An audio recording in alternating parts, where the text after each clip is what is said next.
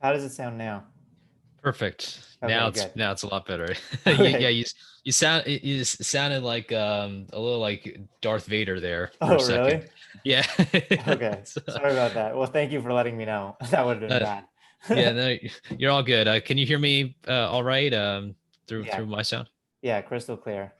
All right, fantastic. Well, first of all, thanks for having me. It's great to meet you, and really appreciate you having me. Yeah, great to meet you too. Thanks for Hmm. signing up. Um, and looking forward to chatting. Um, Absolutely.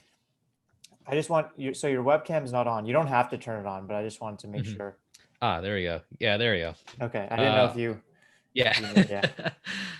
All right, Yeah. Nice to perfect. see Yeah, you. nice to see you. That's right. Video is fine, so you can add that to YouTube or wherever, whichever platform you use. Thanks. Yeah, I'll put it on YouTube too. Some people like watching as opposed to just listening. Yes, absolutely. Yeah. Yeah, I'm trying to kind of contemplate like how I want to do my video thing in the future. I haven't made a decision about that, but I'm learning along the way. So, Yeah. Well, I'm looking forward to chatting mhm. about I guess like Chinese tech products like TikTok, but also Yep. I want to ask you a bit about your podcast. I admire your consistency of putting out one a week for a while. So I want to ask you if you have any any advice for that. Absolutely. Um, It's been quite a project. I still kind of can't believe I've been able to keep up with this for about 10 months now. So we're coming up to the 1 year mark, and it's I'll say once a week goes by quickly when you put out something. Oh my gosh. I don't think anyone can really understand how fast it goes, because it's like once it's out, it's like all right, on to the next one, for yeah, the me. pressure's always on. Right, right. Well, anyways, let's start off with the topic that you picked. Um, All right. so I'll start off by just asking the main question, then I'll ask some follow-ups if that's Hmm. cool. Absolutely. Thanks. Yeah, so the main question was, should we have concerns around the use of data when using Chinese tech products like TikTok? So Mhm. curious your thoughts. Absolutely. Well, the short answer is yes. I do think we should have data concerns when we use tech products from China. There's really kind of two main areas I like to start off with. The first is that we need to understand what the Chinese government's psyche is. Now, throughout this conversation, when I mention China, I really mean like the Chinese government. I Yeah, think there's quite a bit of distinction between the Chinese government and the Chinese people. The Chinese people really honestly don't have a choice for, as to what government they want. So just for future reference, when I mention China, I really mean this: the government run by the Chinese Communist Party. But when we look at the psyche of the Chinese government, there are a number of concerns on right away. The first is really looking at the agenda of the Chinese government. When Mao Zedong took over, when he with 1949, the rise of the Chinese Communist Party, there's one saying that really sticks out to me. He and his party, I would say, hijacked Confucius a little bit, because they really did not have much respect for history. I mean, they went after historical artifacts and all that to try to add the CCP into history. But one quote that they claim they try to use to justify their actions is that there can never be two suns in the sky. This is a translation from a quote from Confucius, and I'd like to start off with that because it shows that China really sees this world of competition, of technological, innovative environments, and everything else as one winner takes all kind of a mentality. And so when we see the agenda, when we see what China does with regards to its United Front, which is the kind of the main political strategy department, what it does to tell their scientists, their engineers, anyone who is in a specialty profession, reminding them of what the Chinese Communist Party agenda is, and being able to invest in resources and technologies to try and siphon innovation, or try to take IP from other countries. These are all part of a larger agenda that the Chinese Communist Party has. And so when we look at using tech products from China, we have to recognize that it's not just a tech product from Huawei or something like WeChat or TikTok. It's a kind of arm of the CCP. And we know that it's never going to be independent from the Chinese Communist Party's agenda. The second thing has to deal with more of the privacy aspect, which is that China's tech standards are nowhere near the kind of standards that we have. They don't have a Bill of Rights. They don't have this culture of protecting people's privacy because it is, something that it is a granted freedom to the people. What China wants to do is wants to clamp down on free speech. It wants to export its technologies, or at least the technologies that they brand themselves with. Some of the stuff is probably stolen through IP theft and everything. But they want to impose Chinese ideology. They want to show that China is the real leader and not the United States. And they use these tech standards to try and control that narrative within the domestic population, but also increasingly over the last several years, try to influence other countries, make them very, very dependent on Chinese goods and Chinese services. And that way they'll be able to promote this CCP agenda that they've been trying to put out. So in a nutshell, these two areas really looking at the Chinese Communist Party's agenda and also looking at the so-called tech standards that they have really is both of kind of the same origin. And when we discuss privacy, when we have our conversation, I'd love to kind of go more into some other things, but this is really the kind of the crux and the issue that I think is going to be very, very critical, especially when we think about some of the violations that have already happened and some of the violations that members of Congress and other political leaders are concerned about when it comes to the usage of Chinese technological products. Interesting. And in terms of, so you can go the route of a ban, or you could go the route of, I guess, trying to educate the public on the potential risks and concerns and letting them make the decision. What are your thoughts on kind of those two routes and the pros and cons of each? And curious if you have an opinion on which approach makes more sense in the case like this with Chinese tech products. Absolutely. I think it's a combination of those two, knowing that both have limitations. And I'll start with the ban first. Banning something like TikTok and WeChat, which is something that was explored by the Trump administration, that was actually enacted by the Trump administration last year, is definitely a tall order when it comes to the magnitude of how big TikTok is, how big WeChat is. And in terms of, but the implementation though can be definitely be doable on certain levels. For example, if you're writing an executive order, if you're President Trump, you can impose an executive order banning TikTok from government devices. And this is kind of the start of something where the federal government can do something to show that it too has concerns about data privacy. The pros, obviously, meaning that you can have some safer government devices. You can obviously show that stance, and that political stance is obviously beneficial to lawmakers and to the international stage. The problem is that it can only take one device to be able to compromise, to be able to leak out information that's not supposed to be leaked out. And this kind of cat and mouse sort of strategy is not a long-term solution. So I would be someone in support of a ban on, say, government devices. Banning it entirely is, while it's something that I would want to do, however, with the legal constraints and with the fact that you need to be able to have a concentrated approach as to what the problem with TikTok and WeChat are and other technological devices are, that really is the crux. And that's what you need to find out. You need to figure out what exactly the foreign influence is and where these sources are coming from so that you can track them.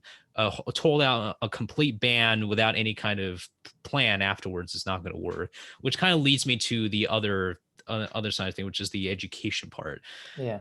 I think the education part is going to have to come from things like, education as in, kind of the public message, the message that lawmakers put out, the practices that government officials have.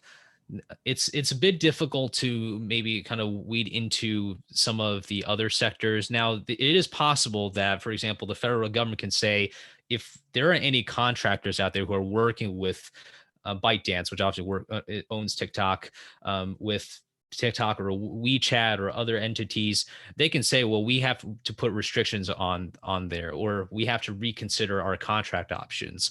That's something that the private sector could be concerned about if we're talking about a lot of money, a lot of cooperation. Um, but on the educational side of things, it's quite difficult because it's difficult to kind of implement that into like an academic curriculum per se. But through certain means of with the use of social media and the fact that we are depending so much on authority in social media, when we see the U.S. government saying that they're concerned about TikTok and WeChat and other products from Chinese tech, that might prompt some kind of concern amongst the consumers here in the United States and perhaps across the world that there's something really, really fishy about this. And not to mention that there's been government action from the Federal Trade Commission lately in like 2019 when they fined TikTok almost $6 million for violating a basically data Privacy Act for minors under the age of 13. It was TikTok was found to have been collecting data on young children, and they were fined that amount of money. And even in 2020, the DOJ and the FTC started investigations into whether or not TikTok is complying. So that's kind of the educational part. But one thing I want to do add to my answer is the focus part. I mentioned earlier about having that foreign influence focus. President Biden recently, earlier this month, announced that he was going to reverse the executive order from President Trump Yeah. about TikTok and WeChat. I I kind of going back to my earlier approach. I believe that there should be, obviously the federal government ban on these kinds of devices for the first step. So on this particular front, on that end, I'm not totally in agreement with this executive order, but I am interested in what the Biden administration has in plan when he has directed the Commerce Secretary Gina Raimondo to look at what the foreign influence is going on with regards to TikTok and WeChat. Because if we don't know where these sources of foreign influence are coming from, we're never going to be able to have these national security solutions. So I'm interested to see what kind of comes up. But it's certain these developments with regards to the education part, but also the banning part, the kind of implementation part. This is going to be very interesting to see as we kind of move along in the months and years to come. Yeah. And just taking a step back, you have a bit of a background in US-China relations, right? Yes, I do. So I did a Master of International Affairs degree at the Bush School of Government and Public Service at Texas A&M University. So my focus was on intelligence and homeland security, but amongst other subjects too. But I did have a particular interest and focus on the Chinese Communist Party and its affiliated activities within China and around the world. And what got you interested in US-China relations and just international affairs? Well, personally, so my background is that my mother is a Taiwanese immigrant, and growing up in a family of, on my dad's side of Eastern European descent and my mother's side of the Taiwanese descent, I had a really early interest in how the world order was going on, especially when I was entering high school. But when I was younger, I had learned English and Mandarin alongside each other. So I grew up learning to speak English and Mandarin fluently. Wow. And what's interesting is that, learning about Taiwan has been very unique to me because after being in Taiwan for having been to Taiwan so many times, you really see how different Taiwan is compared to China, especially when it comes to certain freedoms. The appreciation for American influence in Taiwan, I think, is quite extraordinary. If I could illustrate really my interest in the U.S.-China relations in one quick story. Yeah. When I was younger in elementary school, I went to this school that had English and Mandarin classes, which was really, really beneficial, especially at an early age. Is this in the States? Yes, that's right. And one day, my family learned that they were going to teach, instead of the traditional Chinese, which has been around for 5,000 years or so, they were going to teach the simplified Chinese, which is the form of Chinese that was promoted by the Chinese Communist Party. And the defense for them was for the Chinese Communist Party was like, well, it's going to be easier for people who are illiterate, and et cetera, et cetera. but my family was not going to let me go through classes that taught simplified Chinese. We felt that this was not the right course of action for us to go in terms of learning the language.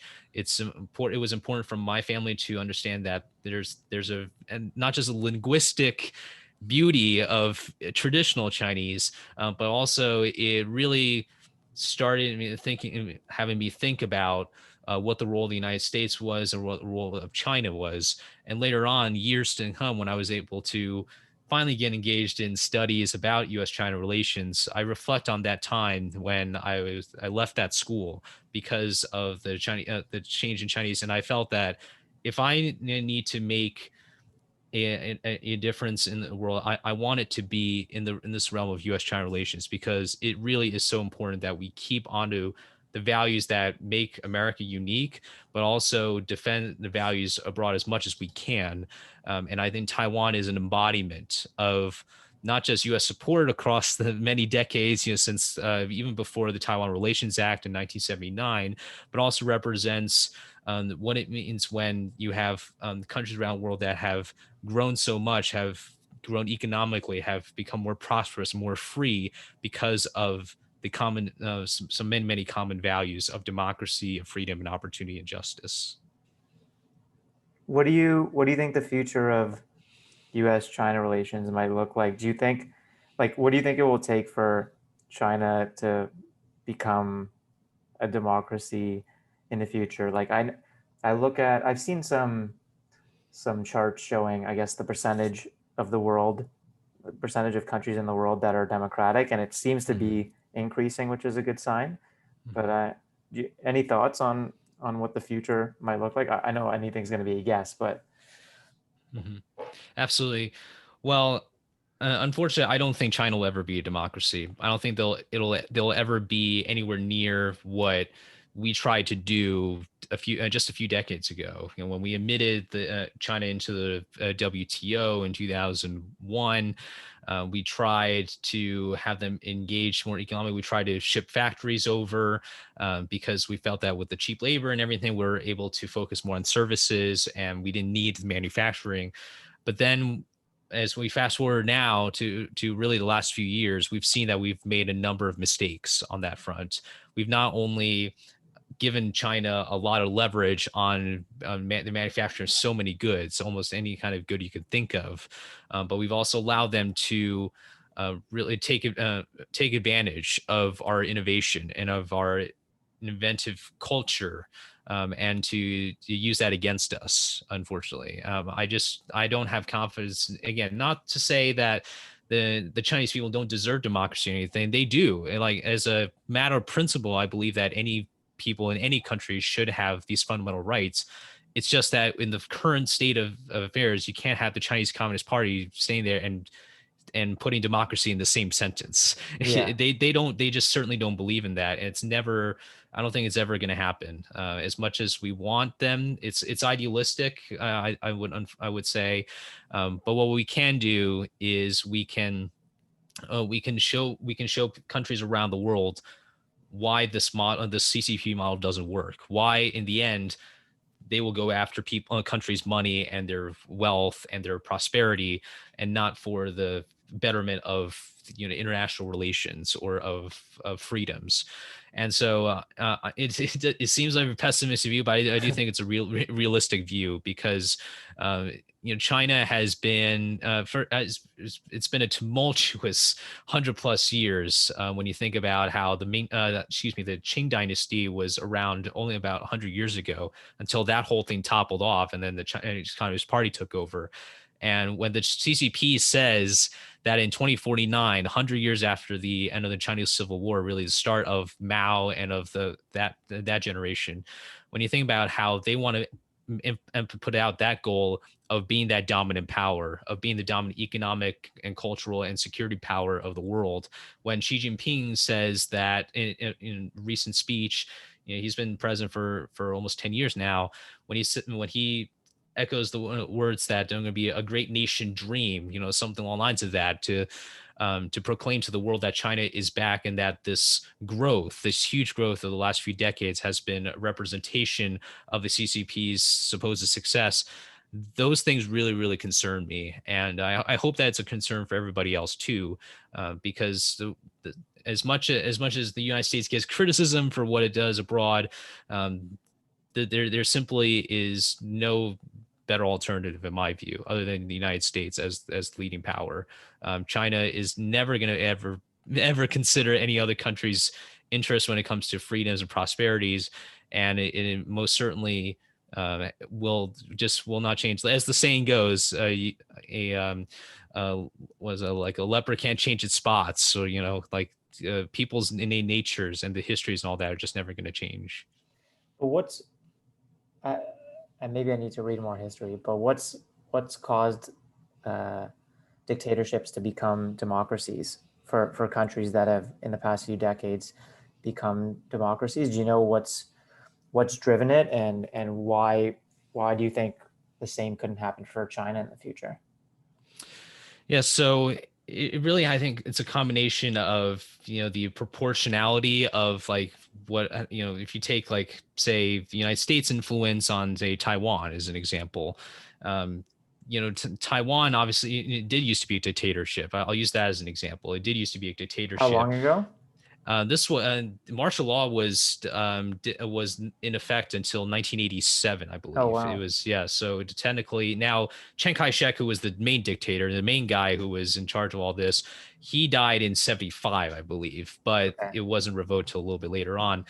What I think it takes it's is that it takes some kind of a unique culture maybe within the people. Now, when I say that, I'm not saying that, there's like an Americanized part of every single culture in the world.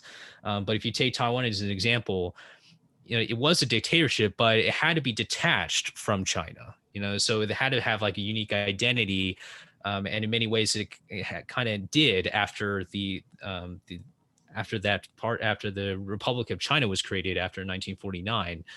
And so it's a really combination of the years and decades of influence, and not to mention there's a lot of kind of the standard Washington D.C. sort of thing of lobbying, of various different interest groups, lobbying to have various different economic conditions that favor the United States, but also purposefully or unintentionally benefit Taiwan too. And gradually you do see these kind of eventual changes. Now, that's not to say that Taiwan is perhaps perfect in every democratic sense, and their first presidential election was really only about 25 years ago. But they really have come a long way, and I do believe when it comes to certain dictatorships, there's no like one single like package of things that have to happen, but certainly what I can definitely say is it takes decades of influence and decades of support, um, from the United States or from other countries to build up this close relationship, but also this idea that a place can go from a dictatorship to more of a democratic society. And it's complicated, but I am I really appreciate you asking a question though, because there were people who were kind of saying the same thing, when they saw Taiwan and Hong Kong, all those countries in the East Asia rising. They said, well, why can't China do it?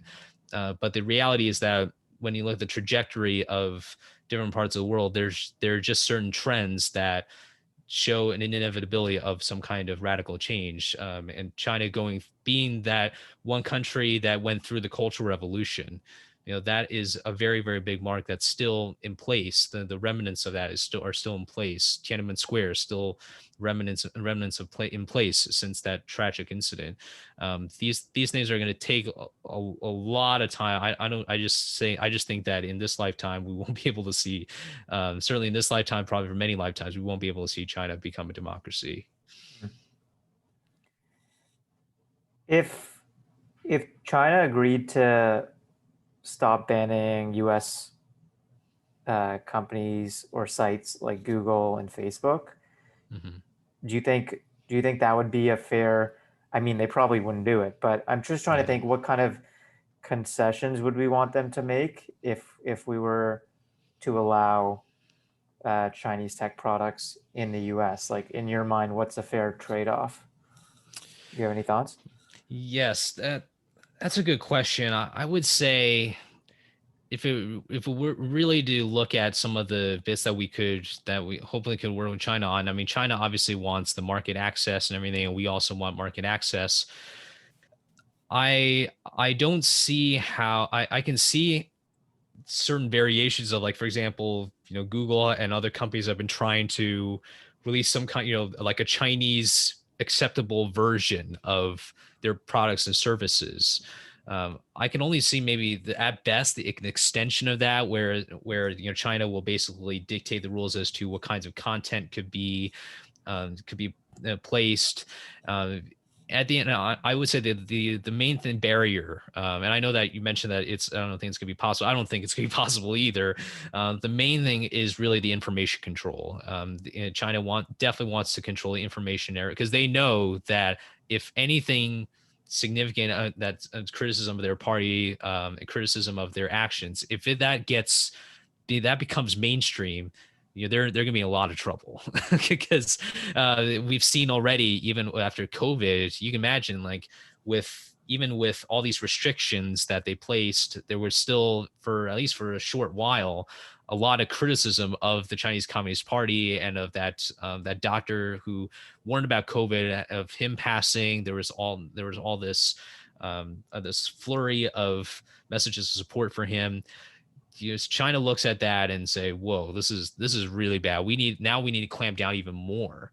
And so, at best, I would say it really has to be just an extension of Chinese kind of censorship, but maybe branded in an American sense. Like, oh, it's from Google or it's from YouTube or wherever. Um, that would be the best case scenario, but it's highly likely, because obviously the U.S. government's going to step in and say, no, no, no, this is not happening. We're not going to let you do something like that, where we already have data privacy concerns here, even domestically. We've seen some of the antitrust hearings already that are happening on Capitol Hill, but it's definitely something to explore. And look, I wish in an ideal world that countries like the United States and China could get along, but we're talking about very, very different courses of history here and very different ways of thinking, and many of those ways of thinking and lifestyles, it's not that they're just divergent, they actually collide. And when you have something like this, it's just not possible to really have really an ideal situation when it comes to a trade-off on tech or on other forms of trade and other services. Yeah. Mhm. Do any books or podcasts or anything come to mind that you would recommend to learn more about US China relations? Mhm. I would really explore some of the podcasts that really come from particular think tanks, and I don't know really personally off the top of my head, like the best podcast for, like, you know everything US China, just Yeah. because it kind of crosses so many different sectors. And but a lot of the DC based think tanks have some really interesting things, everything from the CSIS, Brookings, Wilson Center. Obviously, they have certain discussions on this, and then there's some other think tanks that lean one way or another, but I think have really robust conversations. I would say, Center for New American Security, which is probably more moderate, maybe a little bit center left, depending on how you look at things. They've had conversation about China, but so has the Hudson Institute or Heritage. And not to mention, there's also certain talks. I don't know if they're, well, actually, I think they're available later when they publish it at a later date. But Library of Congress has done some talks about U.S.-China relations. So I would start with really the DC think tanks. If you kind of think of the big ones, they usually have at least certain series or certain episodes about U.S.-China relations. But I hope that there will be kind of have a major league sort of forum where you can have these kind of robust debates. But perhaps because of the scale of US China relationships, the fact that it's such a broad category and every single think tank wants to be the best at it and say, we gotta really have the best people on for this topic. That's probably why you see this wide array of podcasts that offer discussions and debates about US China relations. Thanks. Mhm. Yeah, you mentioned a few different think tanks. Mhm. Some of the names sounded familiar to me, but I don't know them well. Any of those that you would suggest starting with that you personally like the best? Sure. I think a good starting point would be Brookings, just because they really I say this because they really are quite revered in the think tank world, regardless of whether or not you agree or on with their kind of experts and talker and speakers. But I would start with that.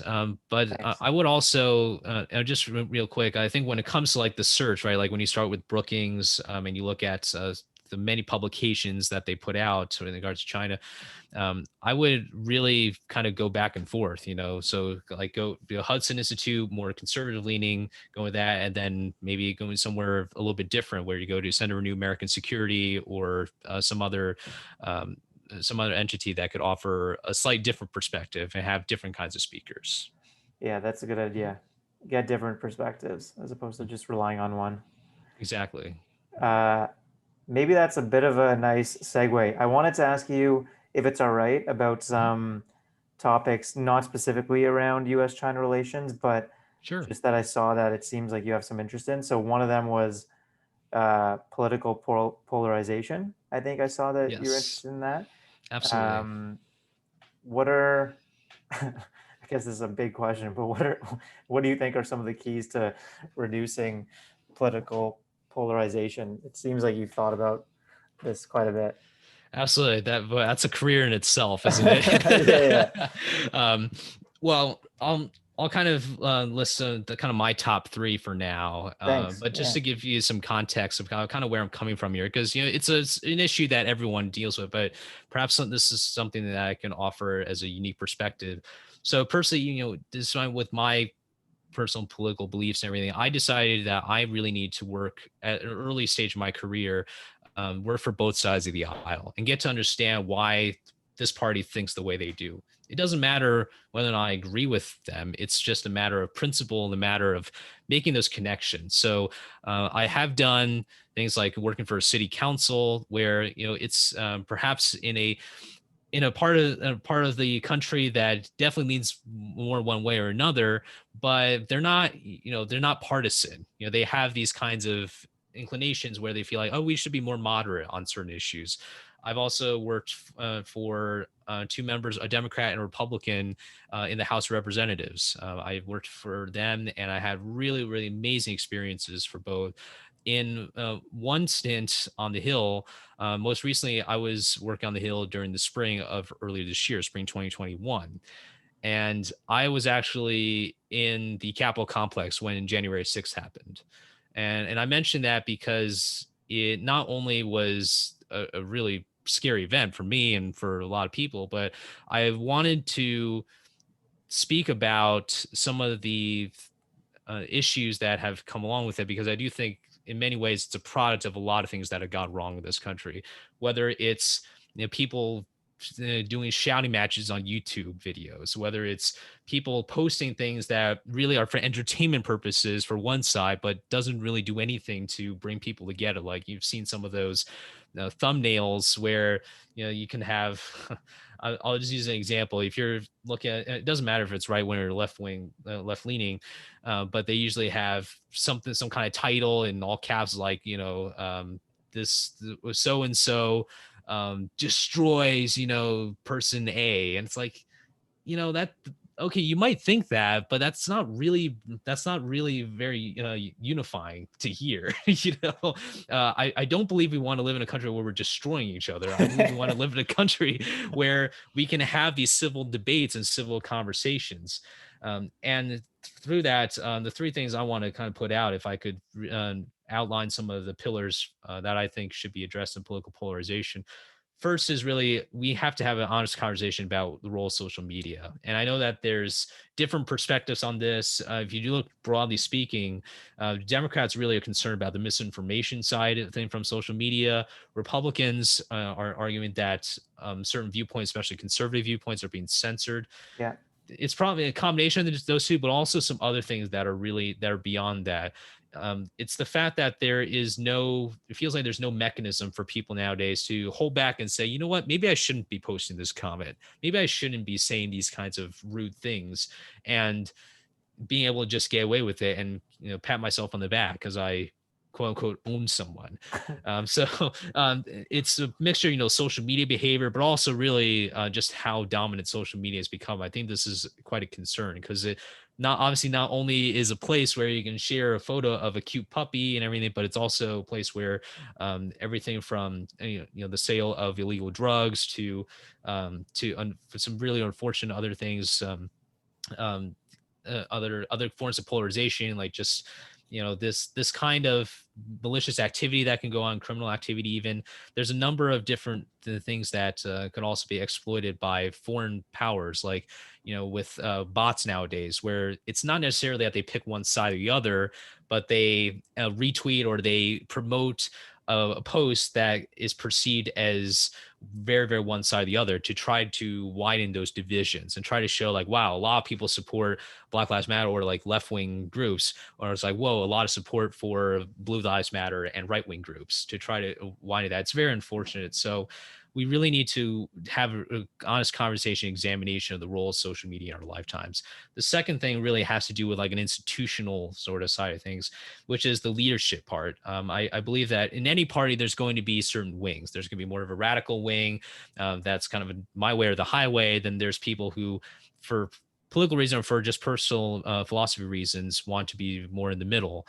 And we're not seeing that leadership of people saying, you know what, this is not the way Congress works. In Congress, we all have our different districts and our different perspectives, but we need to do better in showing by example, and show that as a member of Congress, I will be taking on roles of bringing people together, working with the other side if I can, not engaging in rhetoric that is going to be divisive. I mean, we've gone even to like personal attacks, for crying out loud. I mean, that's not the role of a leader. That's not the role.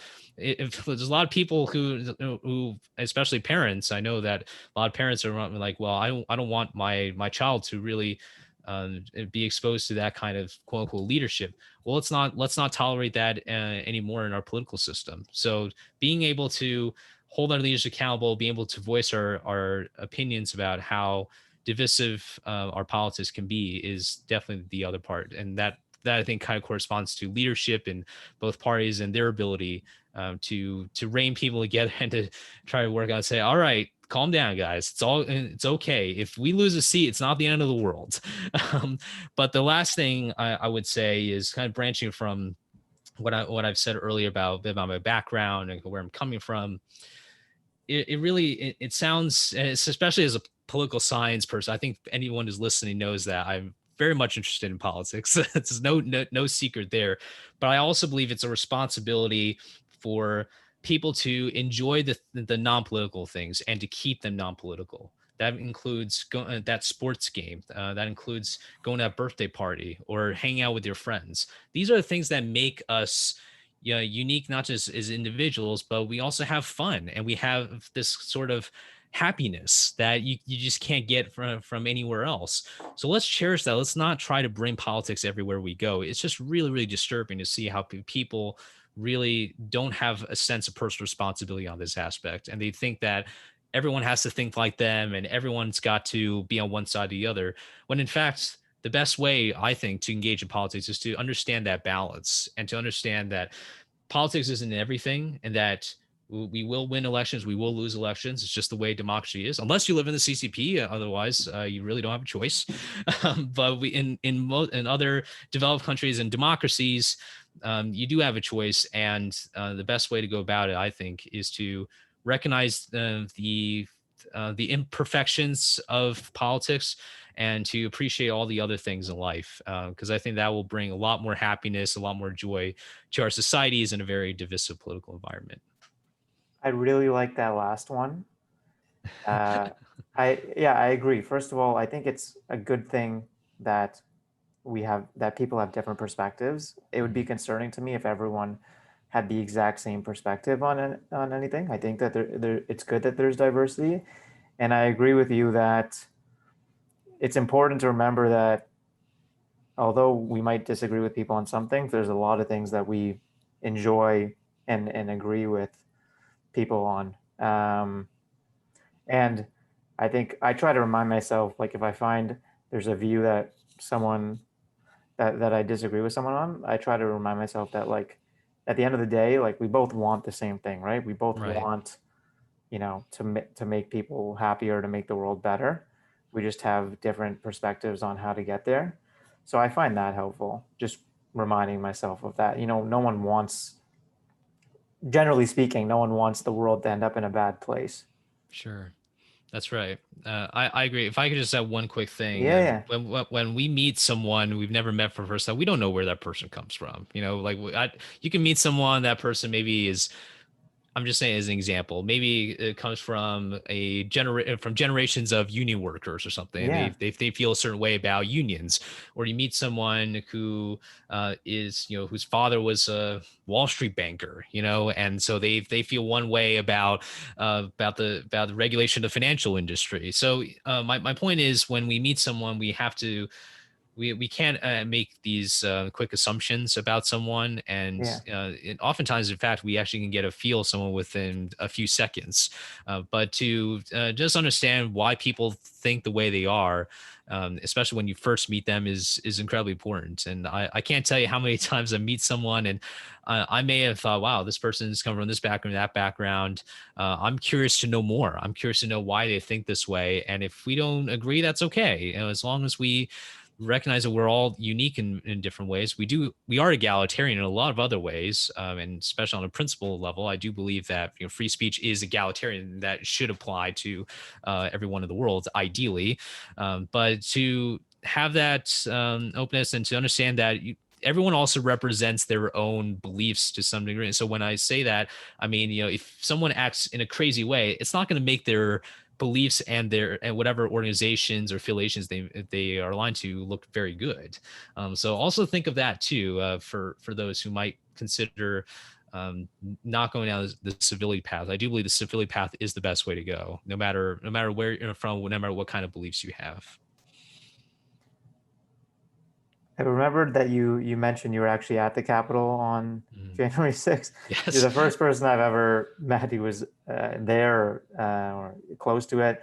Can you tell me, do you mind telling me a little bit about sure. the experience? Absolutely. So I can't reveal every single detail. Obviously, there's like confidentiality is really subjective. So I kind of just make my own decision on what I can reveal in public, when I can't. But I'll do my best. Yeah, no problem. But Don't I don't will. don't feel obligated to share anything that you're hesitant to. Sure. No, no worries. The general feeling is when you're in that situation, you number one, you realize you have limited information. Because when you're in an emergency situation, you have to respond to what you can see, what you can hear, and I felt very lost, very confused because I didn't know what was happening. We knew that there was going to be a demonstration of some kind outside, Yeah. but when I got the first evacuation, I was evacuated twice. The first time was when I heard that there was a bomb that was outside the RNC building. I was on the house side, and the house side being very, very close to the RNC headquarters. That was the first thing. It was like, oh my gosh, that's the first thing you think about, and then after some time, when you kind of get a bit of an all clear, then you get evacuated the second time. And the second time, I thought, well, what I heard was there was an intruder in the building.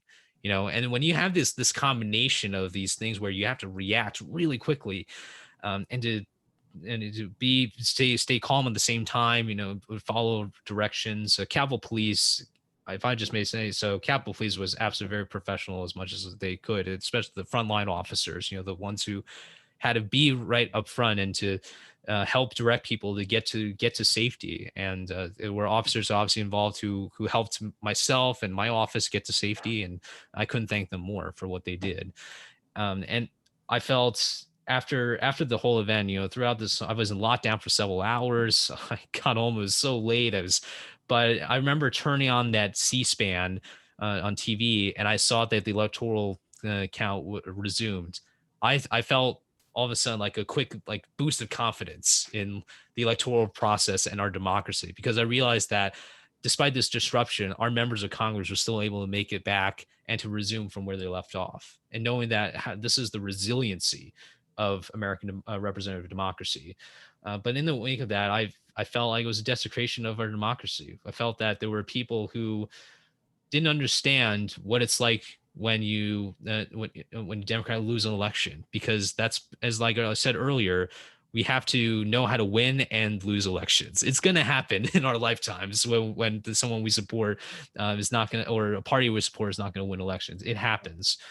And I share a little bit about the experience because as someone, I've come in a unique situation because I was an intern. So, if you're a member or a staffer, you're in a different scenario because you also have to work with, the parties that you work for, and just the unique positions that they're what they say can differ a lot from my experience, because I can be a bit more freelance in what I can speak, since I don't work for the U.S. Congress anymore. But I emphasize some of the things I said earlier, but also share a bit about my experience on the Capitol, because I don't want this to ever happen to any country's legislature, any sort of institution of democracy. It's awful. I was an intern when it was a tale of two internships, let's just say. One was in the wake of January 6th, with the National Guard, with the big ugly fence, ugliest fence I've ever seen in my life, by the way. And it's in 2019, summer 2019, when I was giving tours to constituents, to notice that huge difference in the environment in the same building is what struck me. And I want to share with people my message that civility really is something that has to be of a value. It's lived by every single day. You breathe it, you live it, you have to live it. And every single person in our society can play a role. I don't think this is just like a January 6th event where there's only there were members of Congress involved, there were the rioters and those that are involved. There are ways that we can move forward. And I want to bring that message of unity to people and tell them that what happened on January 6th was an absolute travesty. It's no question about it. And there's still a lot of work ahead of us when it comes to this kind of healing and unity. However, I'm cautiously optimistic because I believe that the vast majority of people have an innate nature of goodness, and that goodness will prevail, and that we will get to a point where our political environment is going to be better than the ones that we're living in now. Because that's what I want to give to my children and grandchildren. I'm sure that's maybe the case for a lot of people. But we need to pull together. We need to have hope and faith in our institutions and our current and future leaders. Let's have those debates. Let's have those conversations that matter. And we will get to that point where we can look back on that day. I look back on that day and say, thank goodness. Hopefully we can say, thank goodness we did all of this work and everything, so that we can have a better country and a better society for future generations to come. Two questions now I have about your podcast. Mm-hmm. One I mentioned earlier. I want to know what your advice is for getting consistency around putting one out weekly. And then second, I'm curious if you have a favorite of the ones you've recorded and put out so far. Absolutely. Well, on the first question, well, it is. I just want to say, persistence, right? And it really is the crux of it. And knowing that before you get into the world of podcasting, you understand that this is going to be a commitment. You got to know what you're in for. But in terms of a logistical side of things, I think it's really about the planning part. Always thinking about what the next month or the next 2 months is going to look like. Because that way, when you do the pre-recording, you do the editing, everything, when you have a bit of a cushion, so to speak, when you pre-recorded and you've edited those episodes and you realize, oh gosh, I have a 2 week cushion, it feels a lot better. And I've been in those situations where I've had to do some last minute recording edits the day before. It's not the most comfortable feeling out there. Um, and so I would say persistence, but also just the planning part, and have a consistent planning schedule. If you know you're going on a trip somewhere, have an episode or two ready just so you can release that. And I'm talking about from a weekly show. I think that's a good way to start. Some people, have other ways. Some people do it twice a month, like once every 2 weeks. Start from wherever you feel is most comfortable, and then always go like more on the additive side of things. So if you start off with 2 episodes per month, it's better to go from 2 episodes per month to 4 episodes per month if you decide to do so, rather than the other way around. It just doesn't, it's not the best look for the podcast, because then it looks like, oh, well, either has less content to share or he maybe just not as committed anymore. So, Yeah. but that's number one. Number two is, you mentioned favorite episode from Yeah. the show. Ooh, that's a hard one. I gotta You don't have to say, pick, but if one oh, comes okay. to mind, yeah. Sure, sure. One of my favorite ones is the one I did a holiday special in December 2020. So what I did was I asked some people I knew, some people I didn't know so well. I asked them to record uh, their holiday experiences and how they view the holidays, what it means for them. And it's not super duper consistent with my main theme of friends and fellow citizens, but still it's a good break. No one's, it was a good break for me and for everybody else to just take some time, because I mentioned earlier, I don't want it to be all politics all 52 weeks in a year. You need to have a mixture, and I wanted to take a bit of a break because it's Christmas time. Santa Claus is here and everything. He doesn't need to hear about the founders and everything. He's here to deliver toys and all that. But I loved that episode because it felt like, even though it was obviously pre-recorded and everything, but I was able to piece them together. Just that, have that feeling that there were other listeners, voicing their experiences about the holidays, and expressing their appreciation for the content that we've had on the show. That kind of interactive experience is what keeps me going, and it's the listeners and the people who listen to it. I think about them every single day, and I try to make the best content I can for those listeners. And the holiday special really was kind of a good symbol of this small camaraderie, but hopefully growing camaraderie as we kind of move along. We grow the show and we have more listeners on board. Last thing I want to ask you about, as we only have a few minutes left. You did a TED talk like 6 years ago or something, I think. Yes. Yeah. What was that? I know it was a while ago, but I'm just curious, what was that experience like? And I know I saw it was on time management. Yes, that's right. I'm curious, are you still interested in time management? And I'm always interested in time management, whether it's podcasting, whether it's the daily schedule. I've become good friends with it, and I hope to keep it that way. But I'm glad you asked about that. That was a really interesting time, because it was really the first time I've done something like that. This is kind of, I've done public speaking before, but not in like a recorded format where I've had to put together a presentation. We actually did some rehearsals before, so it wasn't the first time I did it, which is actually kind of a good thing. But it taught me a lot about the two things. Number one, taught me a lot about public speaking, like what it takes to prepare a presentation, to know how to address the audience and how to have everything from correct posture to the right kind of slides, so that you don't have too much text on them, things like that.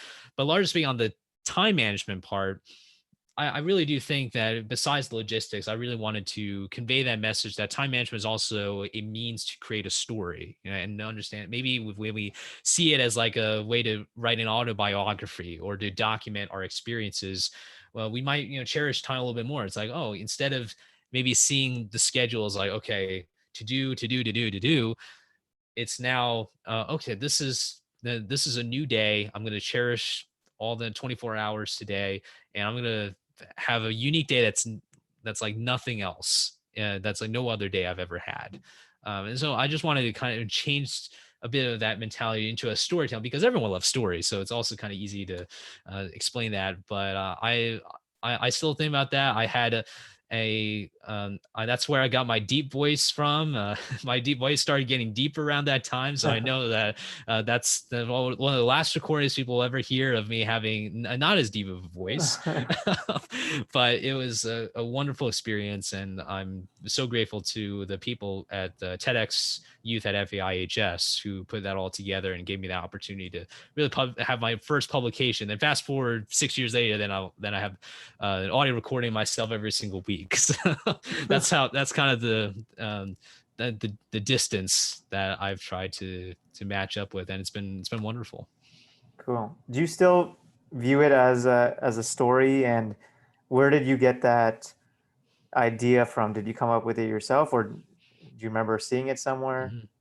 It just came from, I'm going to say it really honestly just came from myself, because I just feel like when I learned stories, and the title of that presentation is Once Upon a Time. And I've always wondered why stories always, especially a lot of fairy tale stories, kids stories, and they always start off as something like that. Yeah. And I just thought, oh, first of all, that's a great title. And I thought, okay, I'll include that.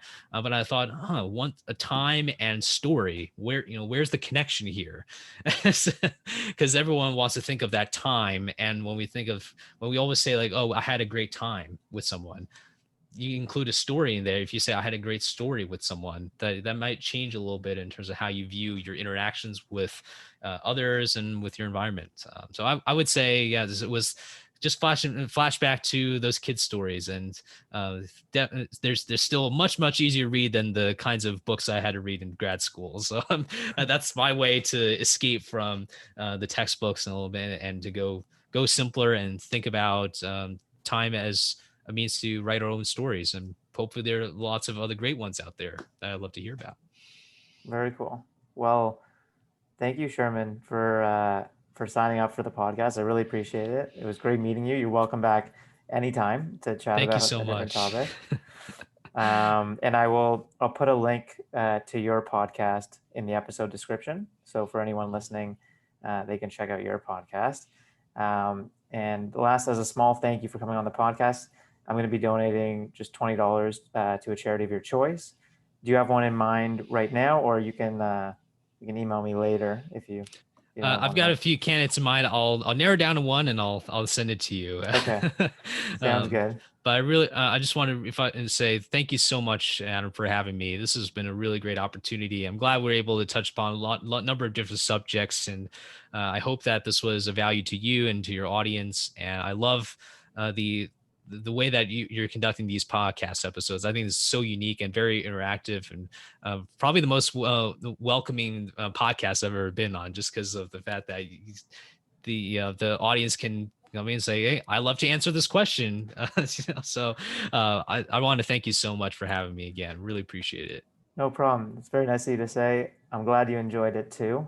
And as I said, you're welcome back anytime. And apologies again for rescheduling it at the last minute, but I'm so glad you were able to meet now. So thank you. Not a problem. It's totally fine. That's what Outlook Calendar is good for. You get to rearrange and everything, and it's good to also be a bit more freelance as well, because that way you can work around people's schedules in whatever capacities.